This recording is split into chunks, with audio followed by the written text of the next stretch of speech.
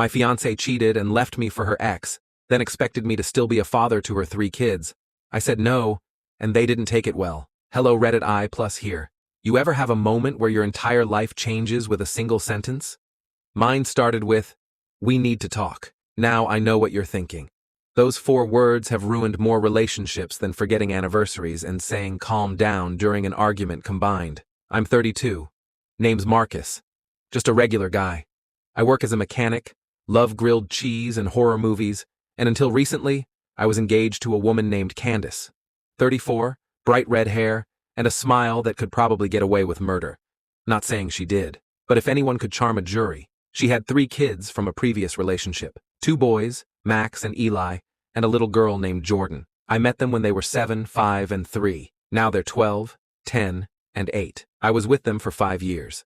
That's 5 years of school runs, birthday parties at Chuck E. Cheese, where I swear the mouse is a demon, late-night fevers and playing the tooth fairy even when Eli caught me and said, "You owe me $10 now for emotional trauma." I love those kids. No, I raised those kids. Their real dad?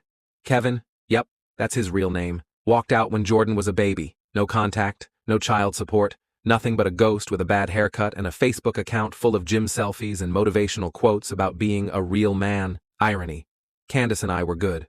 Or so I thought. Sure, we had the occasional spat. Who doesn't? But I loved her.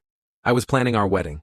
Had the venue booked, my mom had her dress, and I even agreed to line dance at the reception. Then one night, she sat me down. "We need to talk." I joke when I'm nervous. So I said, "You better not be pregnant, because that would be really confusing for science." She didn't laugh. She said she'd been seeing someone for about 4 months. She said she didn't mean for it to happen, but feelings grew. She said it was Kevin. I literally thought she was joking. Like, was this some kind of dark sitcom prank? Kevin? The dude who disappeared for half a decade and spelled "they're" wrong in every sentence? Nope. Not a joke. She said they reconnected for the kids' sake and things just happened.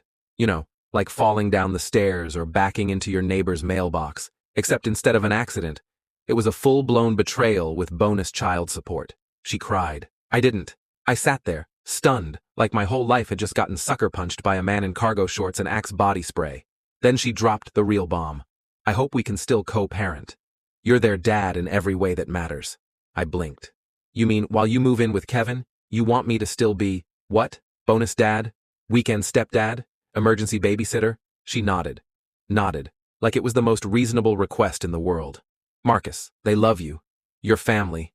I said, "Candace, I'm not going to be the unpaid emotional support guy while you go play Happy Family with Kevin 2.0. She looked shocked. Like I was the bad guy for not sticking around after she tossed me out like last week's leftovers. I walked out that night. I packed my things, told the kids I had to go for a while. I couldn't even look Jordan in the eyes without tearing up. For weeks, I was a mess. My apartment looked like a bachelor cave designed by depression. Pizza boxes, sad movies, tissues everywhere. I binge-watched Grey's Anatomy and cried more than I care to admit. "Judge me, I dare you." Then came the messages. From Candace. "They miss you. Jordan won't eat her broccoli without you. Max cried last night and asked why you hate them." From Kevin, of all people. "Step up, man. You were part of their lives. Be a man. Be a man. Be a man." From the guy who dipped when his daughter was still in diapers and hadn't wiped a butt since Obama was president? Nah, I blocked them both. I took some time. I got into therapy. I started jogging, even though my knees sounded like a microwave popcorn bag every time I ran. I got better. Slowly. Quietly. Then, 6 months later, guess who came knocking? Candace. Hair frazzled, eyes puffy, holding Jordan's little hand. She said, "Kevin left again. He said he wasn't ready. The kids need you." I looked down at Jordan, then back at her. And for a second, just one, I wanted to say yes, but I didn't. I said, "I'm sorry. I'm not their dad. And you made sure of that." She cried. Jordan looked confused, like I was the villain in her bedtime story, but I closed the door.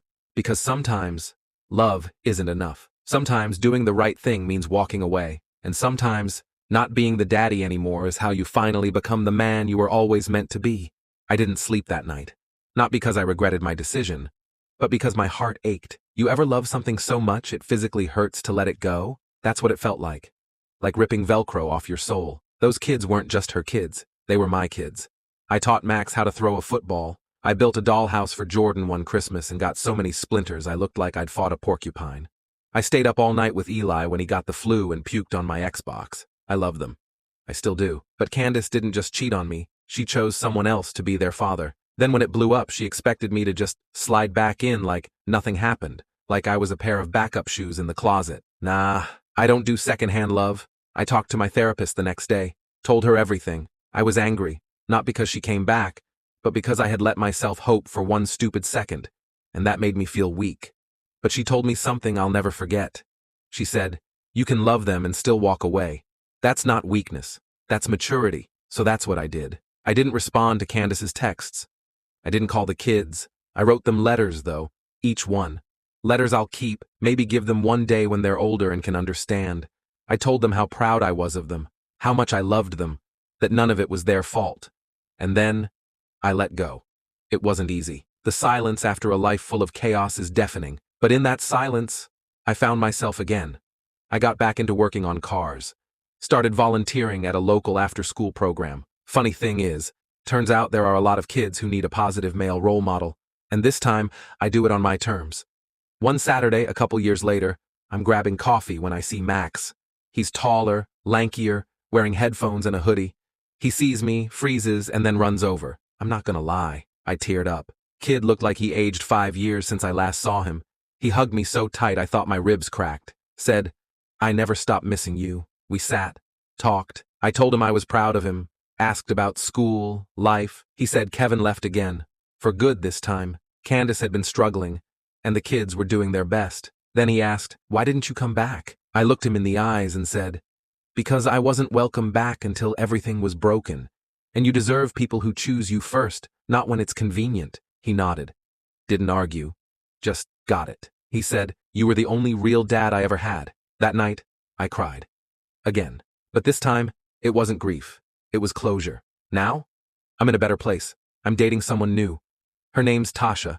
She's got a loud laugh and a cat that hates me, but she brings peace into my life. No drama, no hidden exes, no games. She knows about my past, and you know what she said?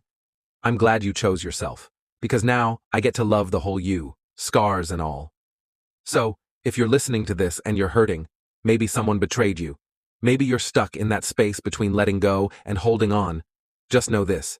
You're allowed to walk away. You're allowed to say no. You're allowed to stop setting yourself on fire to keep other people warm. Because sometimes, the bravest thing you can do is close the door. And keep it closed.